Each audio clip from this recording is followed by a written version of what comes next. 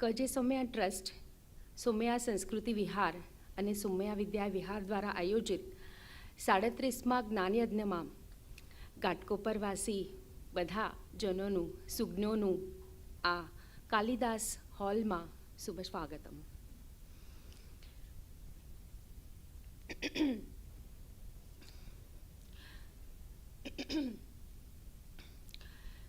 ब्रह्मानन्दं परमसुखदं केवलं ज्ञानमूर्तिं द्वन्द्वातीतं गगनसदृशं तत्त्वमस्यादिलक्ष्यम् एकं नित्यं विमलमचलं सर्वधी साक्षिभूतं भावातीतं त्रिगुणरहितं सद्गुरुं तं नमामि. मान्याः उपस्थिताः सर्वे जनाः, अद्य अतीव आनन्दस्य अवसरः यत् 37 ज्ञानयज्ञस्य महदायोजने उपस्थिताः घाटकोपरनगरवासिनां हृदये सुसंस्कृताः सत्सङ्गलोलुपाः सन् उत्तमाः जनाः उपस्थिताः सन्ति. सर्वेषां हार्दिकं स्वागतं. वयं भूयो भूयः धन्यवादान् वितरामः अस्मद् विद्याविहारविश्वस्तनिधेः संस्थापकानां, ब्रह्मभूयगतानां, पद्मभूषणपदविभूषितानां, श्रीमन्तां कर्मसिंह सोमय्या महोदयानां, येषां प्रेरणया एतद् आयोजनं क्रियते. तेषां पुत्ररत्नाः श्रीमन्तः शान्तिलाल महाभागानां, येषाम् आयोजनं भव्यतां नीतः, तेषां पुत्ररत्नाः अभियान्त्रिकी विशारदाः, उच्चशिक्षाप्राप्ताः, अस्मत् संकुलस्य कुलपतिपद विभूषमाणाः श्रीमन्तः समीरमहाभागाः, येषां प्रयत्नेन यूट्यूब् आदि माध्यमेन अखिलविश्वे भारतीय आध्यात्मिकनिधेः प्रसारं क्रियमाणाः, तां सर्वान् वन्दामहे. अस्माकम् इदम् आयोजनस्य संयोजिकाः सन्ति ठक्कर कुलवधू श्रीमती उर्मी महाभागाः, अपि च अस्माकं प्राध्यापकाः डॉक्टर किशन पवार महाभागाः, तेषां शुभाशयाः काङ्क्षमाणाः सन्. अद्य आयोजनं वयं प्रार्थनया कुर्मः. प्रार्थनया कृते अहं हर्षिताम् आह्वयामि.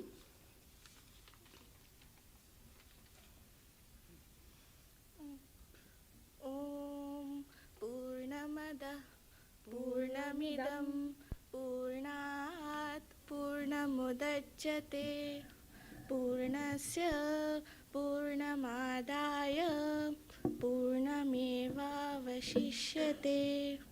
ॐ ईशावास्यमिदं सर्वं यत्किञ्च जगत्यां जगत् तेन त्यक्तेन भुञ्जीथा मा गृधः कस्य स्विद्धनं मूकं करोति वाचालं पङ्गुं लङ्घयते गिरिं यत्कृपातमहं वन्दे परमानन्दमाधवम्.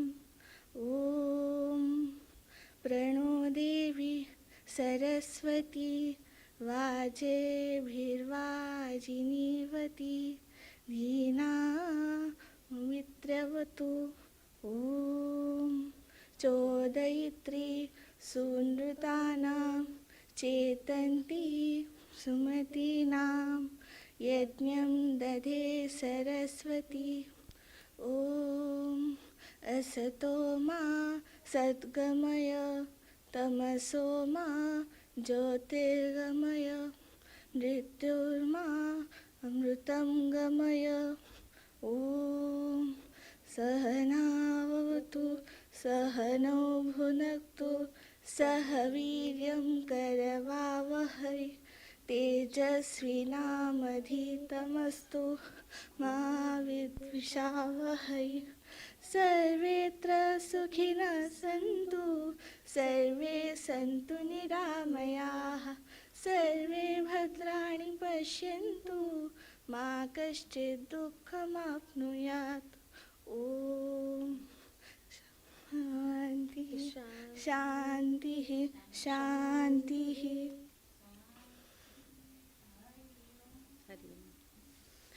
धन्यवादं। यथा भगवद्गीतायाम् उक्तमस्ति श्रीकृष्णेन दशमे अध्याये मासानां मार्गशीर्षोऽहम् इति। कृष्णमासे विष्णुस्मरणार्थं श्रीकृष्ण उपदेशं श्रावयितुम् उपस्थितः मणिकाञ्चनसंयोगः एव यत् अद्य परमपूज्य भगवत्पादाः पुण्यस्मरणाः अवधूतानन्दमहाभागाः। महाभागानां परिचयं तु सूर्ये दीपदर्शनम् इव सुज्ञश्रोतृजनानां कृते ते न अपरिचिताः सन्ति। नैके वर्षेऽस्मिन् अत्र आगत्य प्रदीपः प्रज्वालितः। तेषाम् अहं श्रीकृष्ण उपदेशं श्रावयितुम् आह्वयामि। धन्यवादः।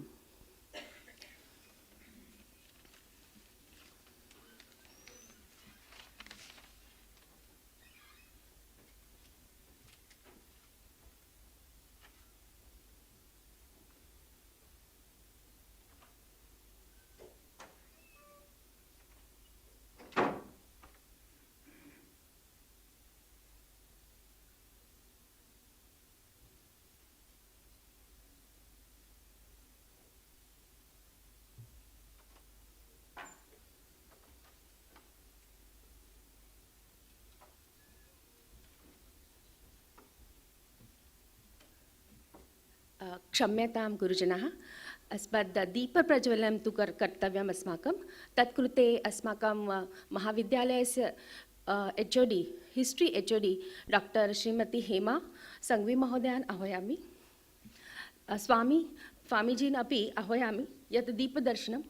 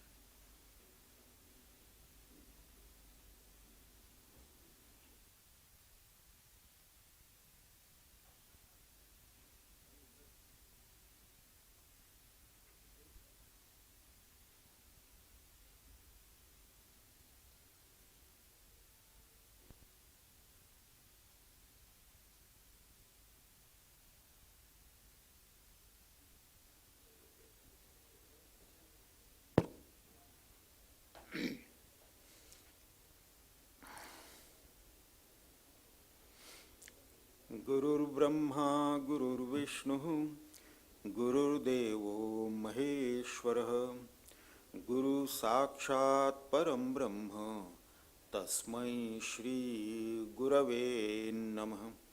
तस्मै श्री गुरवे नमः। सदाशिवसमारम्भां शङ्कराचार्यमध्यमाम् अस्मदाचार्यपर्यन्तां वन्दे गुरुपरम्पराम्।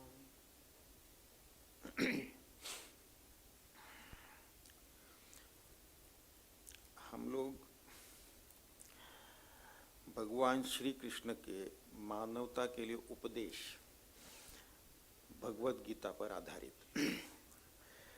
इस पर हम विचार कर रहे हैं। पिछले 2 सालों से ये अब तीसरा साल है जब उसी विषय पर हम चर्चा कर रहे हैं। पिछले साल के अंतिम सत्र में हम लोगों ने जो 62 और 63वें श्लोक पर विचार किया था, जो उपदेश भगवान श्री कृष्ण ने दिए थे, ध्यायतो विषयान पुंसः संगस्तेषुपजायते संगात् संजायते कामः कामात् क्रोधो विधीयते क्रोधात् भवति सम्मोहः सम्मोहात् स्मृतिविभ्रमः स्मृतिभ्रंशात् बुद्धिनाशः बुद्धिनाशात् प्रणश्यति। तो इसमें नाश किसका होता है? आत्मा तो अविनाशी है, तो नाश तो आत्मा का नहीं होता। नाश तो जो है अपने बार बार जन्म लेने के लिए जो है हम लोग उसके लिए कोई कारण बना देते हैं। तो इस पर हम लोगों ने पिछले बार विस्तार से चर्चा की थी। किसी विषय वस्तु के बारे में बार बार यदि हम ध्यायतो विषयान पुंसः, बार बार सोचने से और विशेष रूप से उसके जो गुण है उसके ऊपर सोचते रहेंगे तो फिर उससे आसक्ति हो जाती है, अटैचमेंट हो जाता है, आसक्ति हो जाती है। आसक्ति होने के बाद में फिर उसको प्राप्त करने की कामना उत्पन्न होती है।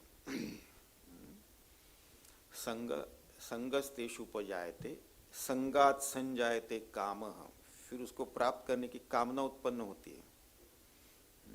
कामात् क्रोधो विधीयते, और कामना पूर्ति के लिए हम जो भी श्रम करते हैं उसमें यदि कोई बाधा आ जाता है तो उस बाधा की ओर जो व्यक्त करते हैं हम भावना, उसको क्रोध कहते हैं।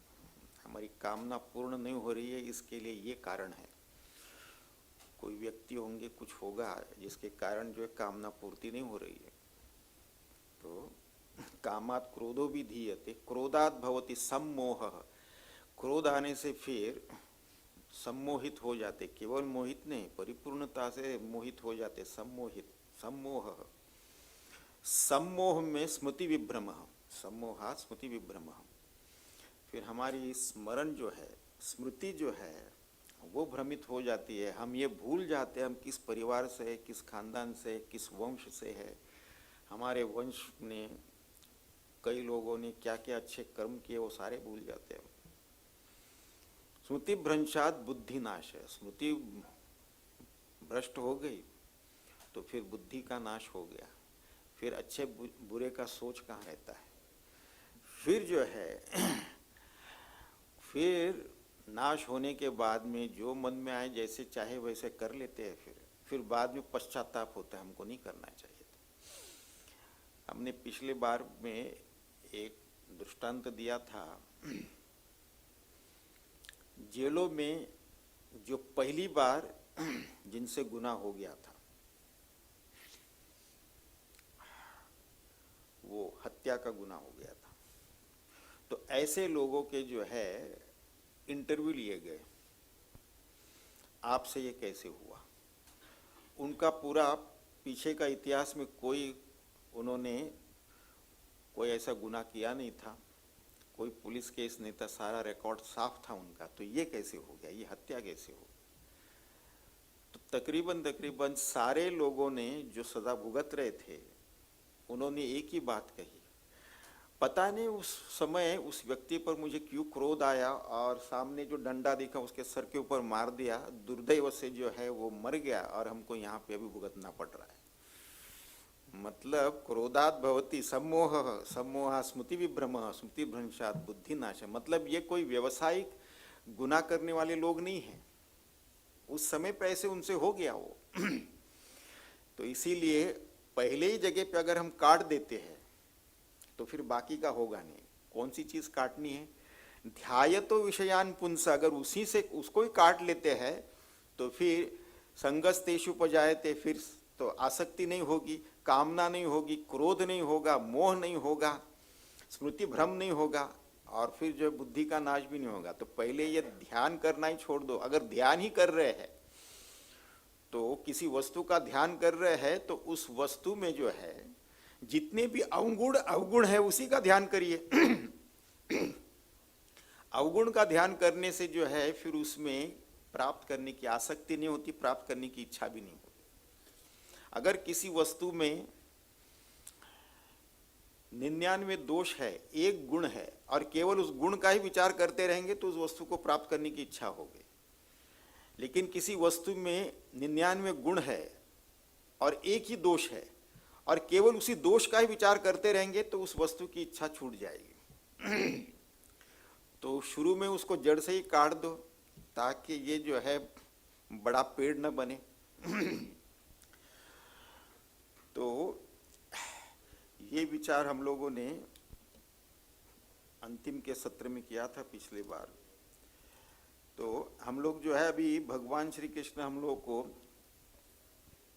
ये स्थित प्रज्ञ के क्या लक्षण है उसके बारे में बताते हुए इस पर ये भी विचार आया था। तो यहाँ पर जो है आगे बढ़ते हुए उन्होंने स्थित प्रज्ञ के और भी बात बताए। उन्होंने कहा तस्माद् यस्य महाबाहो निगृहीतानि सर्वशः इंद्रियाणि इंद्रियार्थेः तेभ्यः तस्य प्रज्ञा प्रतिष्ठिताः। अब यहाँ पे तस्माद् यस्य महाबाहो, तस्माद्, तस्माद् इसलिए। अब यहाँ पर अर्जुन को संबोधित करते महाबाहो। पूरे भगवत गीता में ये जो कृष्ण अर्जुन संवाद है इसमें अलग अलग जगह पे अलग अलग संदर्भ में अर्जुन ने भगवान श्री कृष्ण को अलग अलग नामों से संबोधित किया है। कभी केशव, कभी माधव, कभी कृष्ण, कभी अच्युत वगैरह वगैरह। इसी प्रकार भगवान श्री कृष्ण ने भी अर्जुन को अलग अलग नामों से संबोधित किया है। कभी पार्थ, कभी कौंतेय, कभी अर्जुन, कभी अभी यहाँ पर महाबाहो, महाबाहो इस नाम से इन्होंने संबोधित किया है। अब भगवान श्री कृष्ण कहते हैं महाबाहो का क्या अर्थ है? महाबाहो मतलब इसके भुजा बड़ी शक्तिशाली है महाबाहो, क्योंकि अर्जुन तो बहुत बड़ा योद्धा था और उन्होंने काफी योद्धाओं के ऊपर जय प्राप्त की थी युद्ध में। इसके लिए उनका एक नाम महाबाहो भी था। तो कोई भी नाम का वहां पर उपयोग करने का कोई संदर्भ रहता है। अब यहाँ पर एक व्यंग्यात्मक तरीके से भी भगवान श्री कृष्ण अर्जुन को संबोधित कर रहे महाबाहो। आपने बहुत बड़े बड़े योद्धाओं को युद्ध में जीता है, आपने अपनी इंद्रियों पर जय प्राप्त किया क्या? आपने अपने मन पर जय प्राप्त किया क्या? ये एक जो है बोलने की शैली है महाबाहो। तो पशु, मनुष्य और पशु में भेद क्या है? मनुष्य और पशु में भेद तो ये है कि पशु का जो जीवन जो है ये पहले से जो पूर्व निर्धारित है, वो अपने मन बुद्धि से कोई विचार नहीं करते। वो उनका जो जीवन है जैसे प्राणियों का होता है वैसे भूख लगे तो खाना, प्यास लगे तो पीना, नींद आए तो सोना, अपने जो है जाति को उत्पन्न करना और फिर अपना रक्षण करना, यही काम करते हैं। खाना पीना सोना और फिर जो है अपनी जाति को उत्पन्न करना, अपनी रक्षा करना, यही करते हैं। वही उनकी प्रोग्रामिंग हुई है। लेकिन मनुष्य तो विचार कर सकता है, बुद्धि से विचार कर सकता है, सोच सकता है। तो हम लोग जो है संशोधन करते हैं, नए नई चीज़ों का जो है आविष्कार भी करते हैं हम लोग। तो ये सारी चीज़ें जो है हम कर सकते हैं। अब जो है बाहु का काम क्या है? कर्मानुष्ठान, कर्म करना बाहु का काम, कर्मानुष्ठान। और महाबाहु का क्या काम है? महाबाहु का यही काम है कि हमारा मन और इंद्रिय जो है नियंत्रण में रखना। ये महाबाहु का काम है। इसके लिए यहाँ पर जो है महाबाहो करके संबोधित किया अर्जुन को। आपने तो कर्मानुष्ठान बहुत किए हैं, युद्ध में जो है बहुत योद्धा को जीते हैं, लेकिन महाबाहु का असल काम तो यही है कि अपने मन और इंद्रियों पर नियंत्रण लाना। तो ये करना जरूरी है। कर्मानुष्ठान तो महाबाहु तो सारे जो है इंद्रियों को, मन को, बुद्धि को अपने नियंत्रण में रखना। निगृहितानी मतलब परिपूर्णता से जो है नियंत्रित करना। और कैसे नियंत्रित करना? कुछ कहेंगे कि ये आंखें ही अच्छा बुरा देखती है ना, चलो आंखें ही फोड़ लेते हैं। ये कान ही अच्छा बुरा सुनती है ना, चलो कान ही फोड़ लेते हैं। ये कोई नियंत्रण नहीं होता, क्योंकि अब तक जो आंखों से देखा हुआ है वो तो मन बुद्धि में समाया हुआ है ना। अब तक जो कानों से सुना है वो भी तो मन बुद्धि में समाया हुआ है ना। अभी ताजा ताजा तो कुछ देखेंगे नहीं, सुनेंगे नहीं, लेकिन जो सुना हुआ है, जो देखा हुआ है, उस पर तो चिंतन करते रहेंगे। तो फिर ये कैसे होगा? वो तो नहीं होगा। इंद्रिया का जो है उसको उसका नाश करने से जो है ये नियंत्रण नहीं आता। मामला ये है, तो इंद्रियों का नाश नहीं करना है, इंद्रियों को तो जैसे है वैसे ही रखना है। तो नियंत्रण लाना है। तो फिर उसको कैसे करना है? वो जिसका मन जो है इंद्रियों के जरिए विषय वस्तु में नहीं भागता हो, तो फिर वो तो नियंत्रित है। वो तो सही है, उसका सारा नियंत्रण जो है हो गया है, उसके सारे इंद्रिय अपने नियंत्रण में आ गए हैं। जिसका मन किसी भी बाहर के विषय वस्तु से प्रभावित नहीं होता, तो वो जो है वो स्थिर है। इंद्रिया सारे सक्षम है और सारी चीजें देख रहा है, सब कुछ हो रहा है, लेकिन उससे प्रभावित नहीं होता, तब तो वो जो है उसकी स्थिरता है, उसमें वो स्थितप्रज्ञ है। तो उससे जो है उसमें किसी प्रकार का कोई प्रभाव नहीं होता। किसी प्रकार की उसके मन पर जो देखा है, जो देख रहा है, सुन रहा है, उसका संस्कार उसके मन पर नहीं पड़ता, वो स्थितप्रज्ञ है। कुछ भी हो रहा हो, अच्छा बुरा हो रहा है, उसका संस्कार हमारे मन पर नहीं पड़ता। हमारे आंखें सक्षम है, आंखों से हम देख रहे, कानों से सुन रहे, लेकिन उसका संस्कार हम पर नहीं पड़ता, तब तो जो है वो स्थितप्रज्ञ है। तो उसके ऊपर किसी प्रकार का कोई संस्कार नहीं पड़ता। लेकिन जब तक शरीर है तब तक तो इस संसार में रहकर ही व्यवहार करना है। व्यवहार तो करता है, लेकिन उसकी छाप पड़ने नहीं देता अपने मन पर किसी प्रकार का। तो उसको कहते तस्य प्रज्ञा प्रतिष्ठिता, वही स्थित प्रज्ञ है। तो ये एक महत्व की बात है। इसी के साथ में जो है फिर आगे और भी एक महत्व की बात बताते हैं भगवान। कहते हैं या निशा सर्वभूतानां तस्याम जागर्ति संयमी यस्याम जागृति भूतानि सा निशा पश्यते मुनेः। अभी इसमें जो है एक तो शब्दार्थ होता है, दूसरा लक्ष्यार्थ होता है। अब यहाँ पर जो है या निशा सर्वभूतानां तस्याम जागृति संयमी यस्याम जागृति भूतानि सा निशा पश्यतो मुनेः। तो संयमी मुनेः, तो यहाँ पर जो है शब्दार्थ लेंगे, अच्छा जिसमें जो सबके लिए रात है उसमें ये संयमी जो है जागते हैं, और जो सबके लिए जागृत है उसमें संयमी सोते हैं। ऐसा शब्दार्थ हम लगा लेंगे। मतलब ये दिन में सोते होंगे, रात में जागते होंगे, ये संयमी नाइट ड्यूटी कर रहे हैं। बाकी तो सब लोग जो है रात को ही सोते, दिन में जागते, इनका उल्टा है। ये तो शाब्दिक अर्थ हो गया, लेकिन इसका लक्ष्यार्थ को समझना बहुत जरूरी है। तो संयमी, संयमी क्या है? ये देह रूपी रथ है। इस रथ में जो है 5 घोड़े लगे हुए हैं, जो 5 ज्ञानेंद्रिय है हमारे, और इसकी जो लगाम है वो हमारा मन है। और फिर जो है हम अपने लगाम जो है अपने हाथ में लेकर जो इसका नियंत्रण करते, इस रथ का नियंत्रण करते। तो जिसके हाथ में ये लगाम है और जो घोड़ों का नियंत्रण कर रहे, रथ का नियंत्रण कर रहे हैं, तो वो है संयमी। उसी को संयमी कहते हैं। या सर्वभूता नाम निशा, जो सभी प्राणियों के लिए, सभी जीवों के लिए जो है, जो रात है, आप इस पर विचार करते हैं।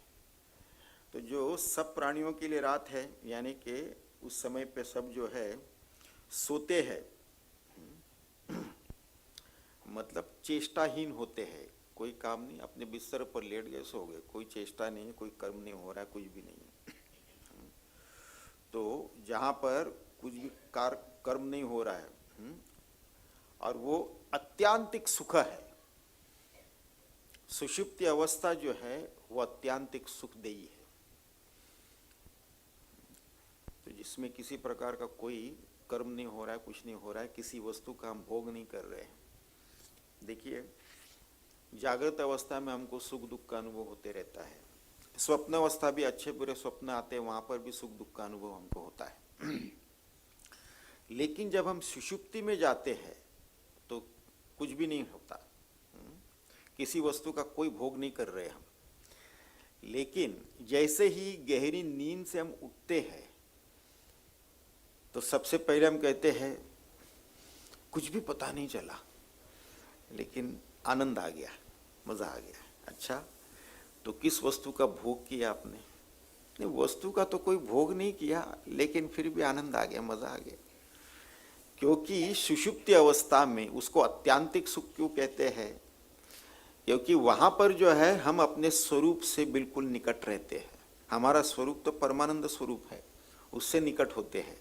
तो किसी वस्तु का भोग किए बिना ही गहरी नींद से जो उठता है तो कहता है कि मुझे तो कुछ भी पता नहीं चला, लेकिन बड़ा मजा आ गया, आनंद आ गया, बिना किसी भोग के। तो जागृत स्वप्न में तो हम लोग कुछ ना कुछ तो भोग करते रहते हैं, फिर उसका आनंद कभी सुखी कभी दुखी होते रहते हैं। तो अत्यांतिक सुख है। तो वो रात जो है, वो निशा जो है, जो सामान्य तरीके से हम समझते हैं रात, लेकिन यहाँ पर जो निशा का उल्लेख कर रहे हैं ये तो कुछ और है। यहाँ पे निशा का अर्थ होता है अन्यथा ग्रहण। अन्यथा ग्रहण का क्या मतलब है? जो है नहीं, जो वहां पर है नहीं, वहां पर उस चीज को देखना, उसको अन्यथा ग्रहण कहते हैं। तो ये निशा मतलब वो रात नहीं जो हम लोग सामान्य रूप से समझते हैं, यहाँ निशा सर्वभूतानां। अच्छा, सब लोगों के लिए जो रात है वो जो है ये स्थितप्रज्ञ है, संयमी के लिए वो तो जागृत है, तो वो वाला नहीं है। यहाँ पर ये निशा का अर्थ हो गया, रात का अर्थ हो गया अन्यथा ग्रहण। अन्यथा ग्रहण जो वास्तव में है वो न देखते हुए उस जगह पर कुछ और देखना, कुछ और ग्रहण करना, तो वो अन्यथा ग्रहण है। तो जो नहीं है वास्तव में उसको देखना। तो उसमें क्या है? निराकार में आकार को देखना, निर्गुण में गुण को देखना, अद्वैत में अनंत नाम रूप देखना, जो वास्तव में नहीं है वहां पर वो देखना। रेगिस्तान की तपती रेत पर गर्मी के मौसम में दोपहर के समय में रेगिस्तान के तपती रेत पर दूर जो है जल देखना, वहां पर जल है और मुझे प्यास लगी है, चलो जाके जल पीते। तो ये अन्यथा ग्रहण है। तो इसमें दो बातें होती है, एक तो होता है चर्म चक्षु, दूसरा होता है ज्ञान चक्षु। चर्म चक्षु से देखेंगे तो रेगिस्तान में हमको जल नजर आएगा, उसको जिसको मृगजल कहते हैं वो तो नजर आएगा।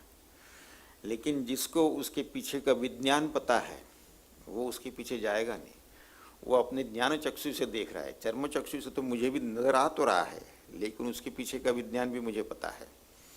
तो वो अपने ज्ञान चक्षु से देख रहा है, वहाँ पे पानी वानी कुछ है नहीं।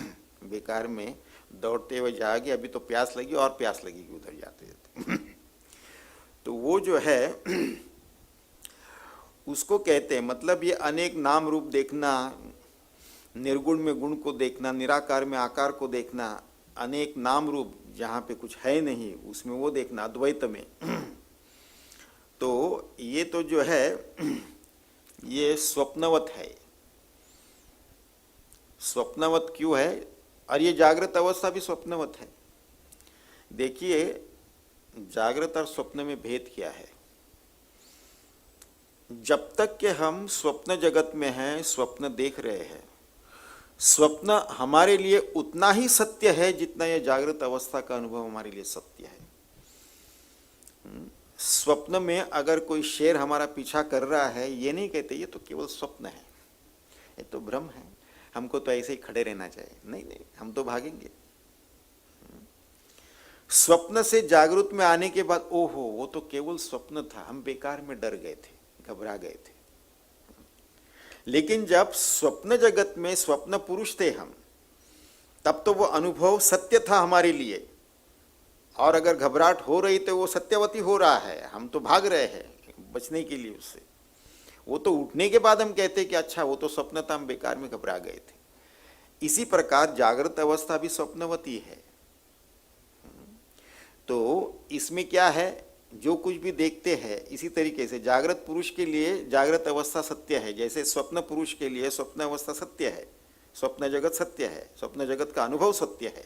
इसी प्रकार जागृत पुरुष के लिए जागृत जगत भी सत्य है, जागृत अनुभव भी सत्य है, ये दोनों भी है। जब स्वप्न से हम जागृत में आते हैं तो हम कहते हैं कि स्वप्न जगत तो है वो तो भ्रम था। इसी प्रकार जब हम जागृत अवस्था से उठेंगे तुरीय स्थिति में, तब उस स्तर से कहेंगे कि ये स्वप्न जगत भी जो है ये तो जागृत अवस्था भी स्वप्नवती है, उसमें भी जो है हमको कोई भी सीरियसली लेना नहीं चाहिए। तो केवल इसमें फर्क जो है, इसमें केवल एक ही है, वो क्या है, हर बार जब हम सोने जाते हैं तो अलग अलग स्वप्न देखेंगे, लेकिन हर बार जब हम जागते हैं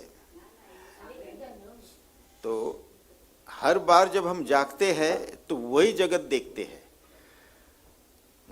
कल जो सपना देखा था, आज तो सोएंगे तो कुछ और सपना देखेंगे, कल कुछ और होगा, लेकिन जब भी हम नींद से उठते हैं सुबह में तो वही जगत देखते हैं हम। तो ये क्या फर्क है? तो इसमें फर्क यही है कि स्वप्न जगत जो है एक व्यक्तिगत मन का विक्षेप है, projection of an individual mind, एक व्यक्तिगत मन का विक्षेप है वो स्वप्न जगत। और जागृत जगत जो है वो समष्टि मन का विक्षेप है, projection of the total mind. इसके लिए जागृत जगत जो है वो हम नींद से उठने के बाद वैसे के वैसे ही नजर आता है। वो भी तो बदलते रहता है, वो और बात है, लेकिन हमको वैसे ही दिखता है। लेकिन स्वप्न हर बार हमको कोई नया सपना नजर आता है, क्योंकि वो व्यक्तिगत मन का विक्षेप है जो हमारे क्या कहते हैं सूक्ष्म मन में जो भरा हुआ है संस्कार, वही जो है विक्षेपित हो, जो हम अनुभव जागृत में नहीं कर सकते वो फिर स्वप्न में करके जो है निपट जाती है कुछ वासनाएं, जो सबकॉन्शियस माइंड कहते हैं उसको। तो इस प्रकार से देखा जाए तो स्वप्न और जागृत में तो वैसे कोई फर्क है नहीं, वो स्वप्नवती है जागृत भी। तो जब इन दोनों की अभाव रहता है स्वप्न और जागृत का, तो हम निद्रा में रहते हैं। तो स्वप्न का अनुभव कोई नहीं है, जागृत का भी अनुभव नहीं है, तब तो हम निद्रा में आ गए। तब निद्रा में है, और निद्रा में क्या है, अग्रहण है। स्वप्न जागृत में अन्यथा ग्रहण है और निद्रा में तो अग्रहण है। तो अन्यथा ग्रहण और अग्रहण दोनों से भी भिन्न है स्थितप्रज्ञ। तो ये तो अग्रहण है। तो ये संसार जो है और उसका नानात्व जो है ये अन्यथा ग्रहण है। स्वप्न अवस्था में भी हम अन्यथा ग्रहण का ही अनुभव करते हैं, जागृत अवस्था में भी अन्यथा ग्रहण का हम अनुभव कर रहे हैं। जागृत पुरुष के लिए जागृत अवस्था, जागृत जगत उतना ही सत्य है जितना स्वप्न पुरुष के लिए स्वप्न जगत सत्य है। ये तो इससे जो ऊपर से हम ऊपर उठ के जागृत अवस्था में आते हैं तब हम स्वप्न को जो है भ्रम बताते हैं, वो सत्यवत नहीं असत्य है। इसी प्रकार जब तक जागृत अवस्था में है जागृत अवस्था सत्य है। जागृत अवस्था से जब ऊपर उठते हैं, तुरीय स्थिति में जाते हैं, तब फिर हम कहते हैं कि अच्छा ये जागृत अवस्था से हम तो बेकार में परेशान हो रहे थे। जैसे कि स्वप्न से उठने के बाद कहते हैं स्वप्न से जो हम बेकार में परेशान हो रहे थे, तो ऐसे ही था। इसी प्रकार जब इससे उठते हैं तो जागृत अवस्था की कोई भी चीज हम कभी भी जीवन भर सीरियसली कभी लेंगे नहीं। जब इसकी सत्यता पता चल जाती है तो फिर तो ये भी एक विनोद की तरह ही है। तो इस तरीके से जो है ये अग्रहण है। तो अन्यथा ग्रहण और अग्रहण ये दोनों है। तो अन्यथा ग्रहण रूप जो है स्वप्न है, अपने जो सुषुप्ति है, और समाधि में भी जो है ये तो अन्यथा ग्रहण नहीं है, और फिर सुषुप्ति में तो अग्रहण है। तो और फिर वहां पे संसार का भी अग्रहण है, तो इसको निद्रा कहते हैं। अन्यथा ग्रहण जो है ये पागलपन है। जागृत अवस्था में, स्वप्न अवस्था में तो अन्यथा ग्रहण होता है, ये तो पागलपन है। और अग्रहण जो है वो एक प्रकार की मूर्छा है। नींद में अग्रहण रहता है, गहरी नींद में तो अग्रहण है, मूर्छा में जो है अग्रहण है। कोई बेहोश हो गए तो वहां पे भी अग्रहण है, तो ये भी अग्रहण है। तो जब ये दोनों के परे, ये दोनों भी जब नहीं होते हैं तो फिर तो जागृत आ जाता है। अग्रहण नहीं है तो फिर जागृत है, जागृत में फिर अन्यथा ग्रहण है। तो जागृत और निद्रा इससे जो है विनिर्मुक्त, तो जो ये अग्रहण से, अन्यथा ग्रहण और अग्रहण दोनों से जो मुक्त है, परिपूर्णता से मुक्त है, तो वही जो है आत्मबोधि है। उसी को आत्म साक्षात्कार हो गया, उसी को सारे अनंत कोटि ब्रह्मांड के अधिष्ठान का बोध हो गया। अब तो उसकी नजर केवल अधिष्ठान पर ही है, और अधिष्ठान उससे भिन्न नहीं है, वही अधिष्ठान है, अपने स्वरूप से भिन्न नहीं है। तो वही आत्मबोधि है। तो ये जागृत स्वप्न जो है वो तो एक प्रकार का पागलपन है, और सुषुप्ति में जो है उसमें तो मूर्छा है। तो इन सब से मुक्त, इस सब से भिन्न जो तुरीय पद है, वो तुरीय पद ब्रह्म जो है, जो अन्य किसी को नजर नहीं आता, क्योंकि चर्म चक्षु से तो वो नजर ही नहीं आएगा। तो उसे तो ज्ञान चक्षु से ही देखना है, ज्ञान चक्षु से उसी को बोध करना है, वो तो वैसे नजर नहीं आएगा। तो इसीलिए यहाँ पर कहा गया है या निशा सर्वभूतानाम। तो जिनको अग्रहण हो रहा है या अन्यथा ग्रहण हो, या जागृत में देख रहे हैं तो जागृत में अन्यथा ग्रहण हो रहा है, और नींद में जो है अग्रहण हो रहा है, और उसमें जो है ये आत्मबुद्धि स्थित प्रज्ञ जो है वो तो तुरीय पद ब्रह्म है। उसमें बाकी किसी का उसका बोध नहीं है किसी को भी। तो जहां तक जो है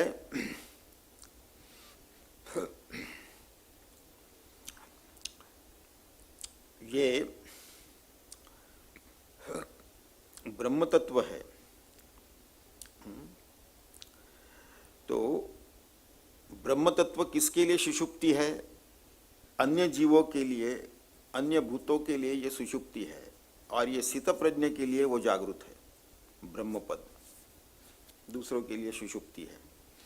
और फिर ये तो सारे प्राणियों के लिए ब्रह्म तो निशा की बराबर है, क्योंकि उसको तो अग्रहण है, उसको तो पता ही नहीं है ये साक्षात स्वरूप क्या है। तो इसके लिए उनके लिए अग्रहण है। तो क्योंकि ये इंद्रिय प्राण, शरीर इंद्रिय प्राण मन बुद्धि से इसका ग्रहण नहीं होता। बुद्धि का उपयोग तो हम इसलिए कर सकते हैं ये जानने के लिए कि हम क्या नहीं है, ये ठीक ठाक हम कर सकते हैं। हम ये शरीर है क्या, हम ये इंद्रिय है क्या, हम प्राण है क्या, या फिर मन और मन की भावना है क्या, बुद्धि और बुद्धि के विचार है क्या, तो ये पक्का कर सकते हैं कि इनमें से हम कुछ नहीं है। ये बुद्धि का उपयोग करके हम कर सकते हैं। लेकिन जो वास्तव में हम है उसको जानने के लिए जो है हमको बुद्धि के परे जाना पड़ेगा। तो ये तो उसके बुद्धि के समझ के बाहर की बात है। तो ये तो जो है ये केवल जो है संसार को जानते हैं, शरीर इंद्रिय प्राण मन बुद्धि के जरिए केवल संसार को जानते हैं और उसी का बोध रहता है, उसी के ज्ञान रहता है। लेकिन जो देख रहे हैं वो परिपूर्ण तो है नहीं, अपूर्ण है। ये परफेक्ट नहीं है, इम्परफेक्ट है, अपूर्ण है, सीमित है, सत नहीं है, असत है। तो इसलिए जो है ये नित्य भी नहीं, अनित्य है। संसार की सारी चीजें अनित्य है, असत है, अपूर्ण है, पूर्ण नहीं है। तो इसीलिए जो है तत्वज्ञ जो है ये इन सारी चीजों के परे देखता है। हम समुद्र को देख रहे हैं तो ज्यादातर लोगों के नजर जो है समुद्र पे उठने वाली लहरों पर होगा। देखो कैसे लहरें आ रही है, कोई छोटा है, कोई बड़ा है, कोई तेजी से आ रहा है, कोई धीमे से आ रहा है। लेकिन स्थितप्रज्ञ होगा तो उसकी नजर तो पानी पर केवल होगा, जो उसका लहरों का अधिष्ठान है। समुद्र और लहरों का दोनों का अधिष्ठान तो पानी है। बिना पानी के ना समुद्र हो सकता है ना लहर हो सकती है। उसका अस्तित्व पानी से है। पानी का अस्तित्व समुद्र या लहरों से नहीं है। पानी का अस्तित्व स्वतंत्र है, लेकिन समुद्र और लहरों का अस्तित्व तो पानी से है। तो तत्वज्ञ जो है अधिष्ठान को देखता है, स्थितप्रज्ञ जो है वो अधिष्ठान को देखता है। तो किस माध्यम से हम देख रहे हैं इस संसार को, वो माध्यम तो सीमित है। इंद्रियों के जरिए, मन के जरिए, बुद्धि के जरिए हम इसका अनुभव कर रहे हैं, शरीर का अनुभव कर रहे हैं, ये शरीर के जरिए संसार का अनुभव कर रहे हैं। ये माध्यम ही सीमित है। तो फिर ये सीमित माध्यम से असीमित तत्व का बोध नहीं हो सकता, असीमित तत्व का दर्शन नहीं हो सकता। किसी किसी को जो है जब भक्त होते हैं, श्रद्धा बहुत होती है, तो कभी कभी उनको भगवान के दर्शन हो जाते हैं। लेकिन भगवान का साक्षात दर्शन होना और अपने स्वरूप का बोध होना, दोनों में फर्क है।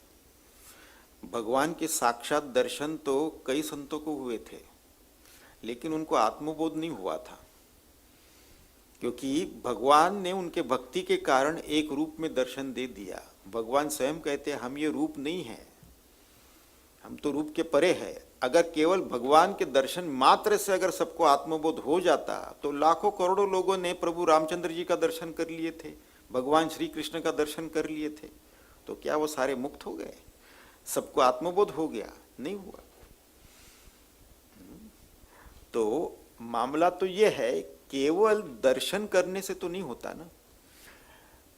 रामकृष्ण परमहंस को भी तो देवी माँ के दर्शन थे, वो तो साक्षात बात करते थे सीधे सीधे। लेकिन देवी माँ को पता था कि केवल हमारे स्वरूप के दर्शन में ये पड़े रहेंगे तो मोक्ष प्राप्त नहीं होगा। इसके लिए तोतापुरी महाराज को भेज दिया उनके पास में। उन्होंने कहा कि हम ज्ञान देने आए हैं।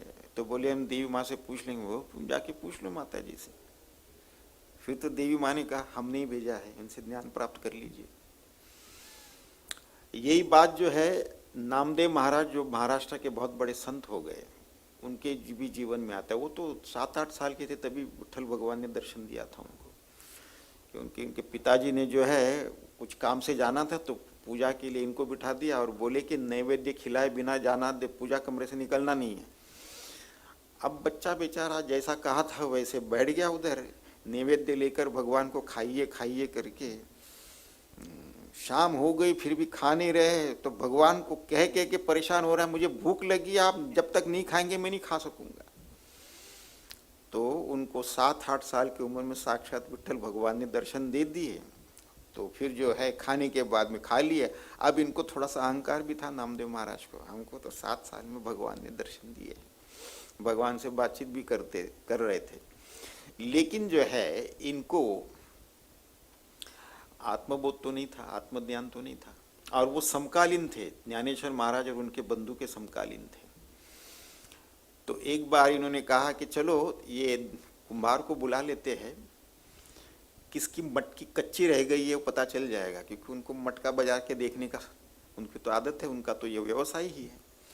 तो ये 4 बंधु जो थे, निवृत्तिनाथ, ज्ञानेश्वर महाराज, सोपान देव और मुक्ताबाई, सबके मटके बजा के देखा, ये तो पक्के हैं बोले। फिर नामदेव का मटका बजा के, ये तो कच्चा है।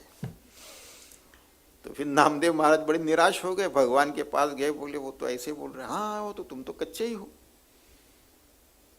तो फिर तुम्हारे गुरुजी वहां पे प्रतीक्षा कर रहे, शिव मंदिर है जंगल के अंदर, तो उधर जाइए, उधर से ज्ञान प्राप्त करके आएगा तब ये पक्का होगा।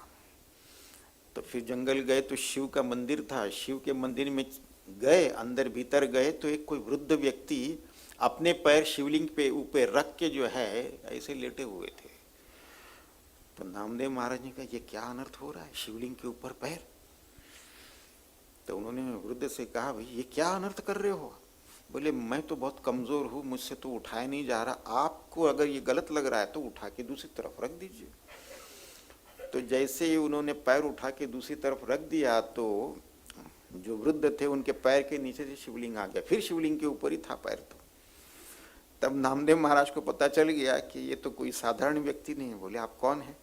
तो फिर कहा मैं तो आपका गुरु हूँ, विसोबा खेचर, आपकी प्रतीक्षा में यहाँ पे बैठा हूँ, आप तो आ ही नहीं रहे। प्राप्त करके आ जाते हैं, उनको आत्मबोध हो जाता है, क्योंकि तो परिपक्व तो थे ही। तो फिर जब शाम के टाइम पे जब कोई दरवाजा खटखटाता है तो नामदेव महाराज अंदर से भीतर से पूछ रहे कौन है। तो बाहर से आवाज आती है विट्ठल है।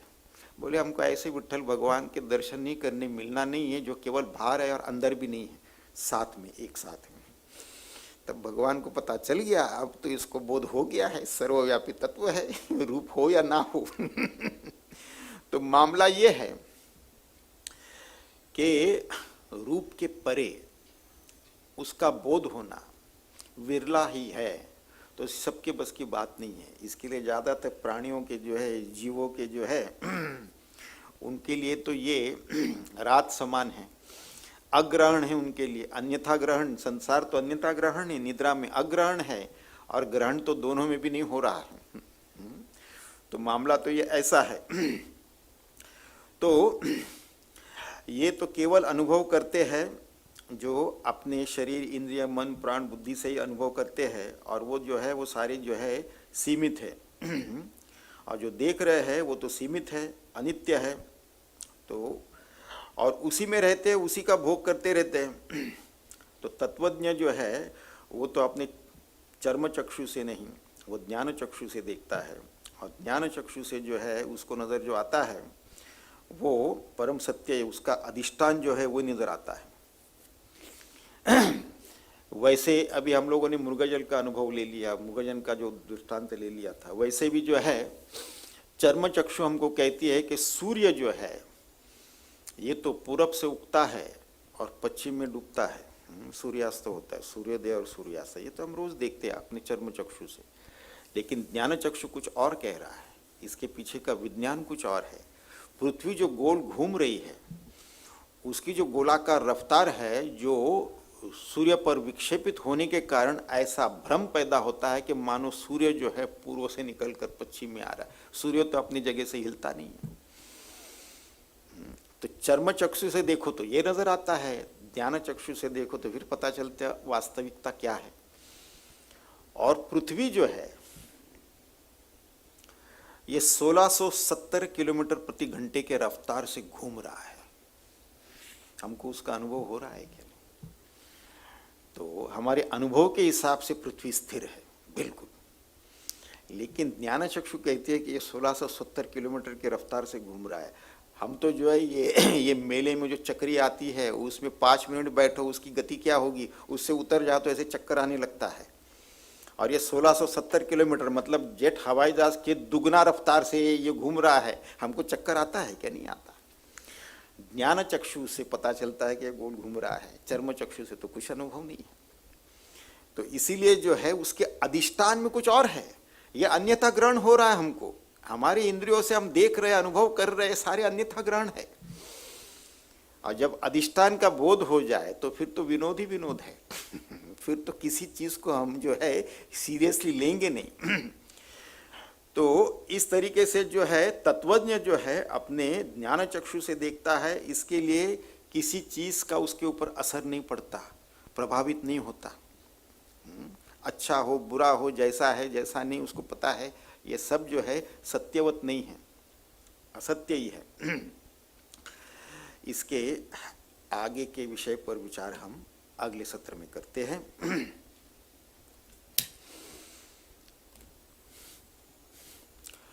ओम पूर्णमदः पूर्णमिदं पूर्णात् पूर्णमुदच्यते पूर्णस्य पूर्णमादाय पूर्णमेवावशिष्यते।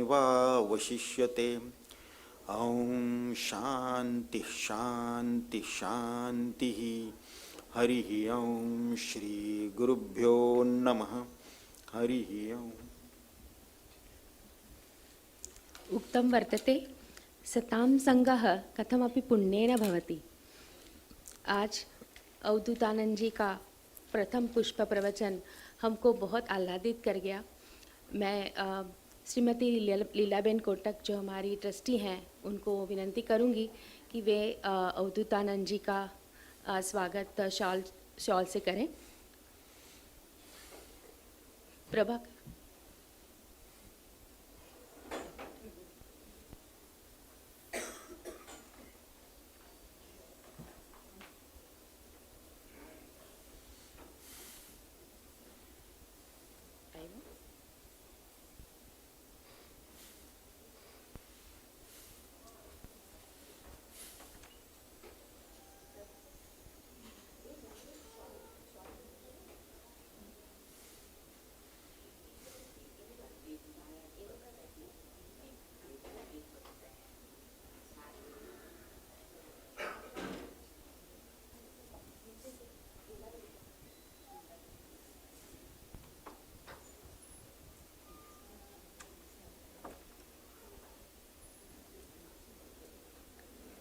मैं लीलाबेन से विनंती करूंगी कि वो स्वामी जी का शॉल से स्वागत करें।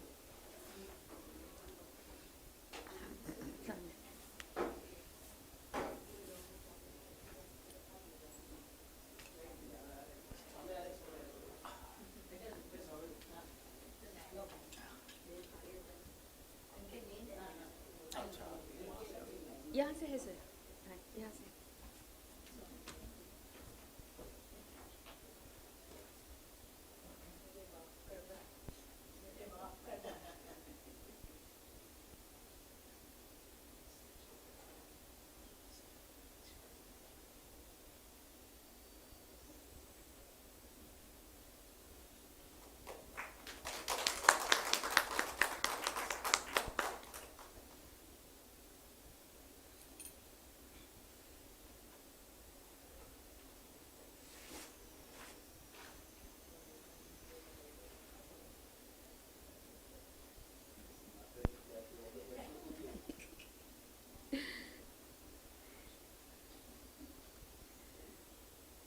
भूयो भूयः धन्यवादम।